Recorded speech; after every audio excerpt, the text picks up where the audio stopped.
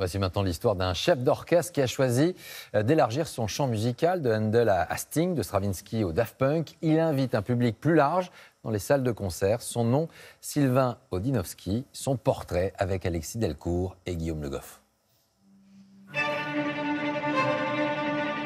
De Vivaldi à Michael Jackson. De la pop à l'électro. Derrière ce mélange de genres et d'époques, il y a un chef d'orchestre pas comme les autres, Sylvain Odinovski. Son credo, décloisonner la musique. Vous pouvez aimer un artiste de variété et puis pas faire le rapport avec la musique classique, ou alors l'inverse, penser que, j'en sais rien moi, l'électro n'a rien à voir avec la musique du Moyen-Âge, et en fait pas du tout. Derrière toutes les musiques, ce sont exactement les mêmes notes, tout simplement. Et donc, quand on a compris ça, on peut vraiment créer des passerelles. Entre Handel et Sting, 300 ans d'écart, mais 3 notes les unissent. You remember me when the west wind among the fields of Bethlehem.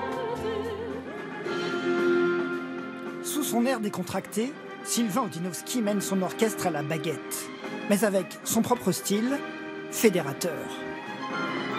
La baguette n'est pas une arme. La baguette n'est pas là pour contraindre, elle n'est pas là pour sanctionner ou imposer. C'est un élément qui va insuffler quelque chose à l'orchestre. On essaye d'ouvrir un espace, en réalité, pour que le talent du musicien s'exprime. Et Émilie ? Si aujourd'hui l'orchestre joue faux, Oh mon Dieu, c'est horrible.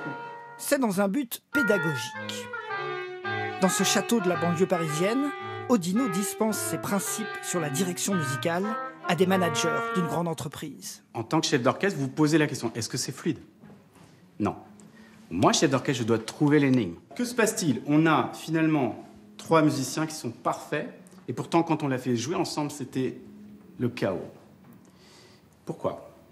Et les similitudes sont nombreuses. Pour diriger un orchestre, comme pour manager une équipe, le chef propose des clés pour atteindre l'harmonie collective. Un rapport humain. Je me retrouve complètement dans cette problématique-là, à la fois de la dimension one-to-one avec chacun des coéquipiers et la dimension collective.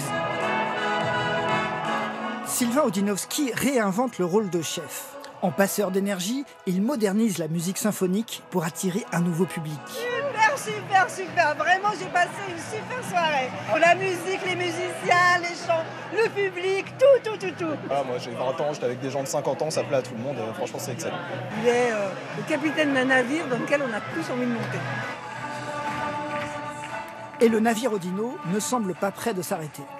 Après une tournée en France, il reviendra à Paris dès l'année prochaine.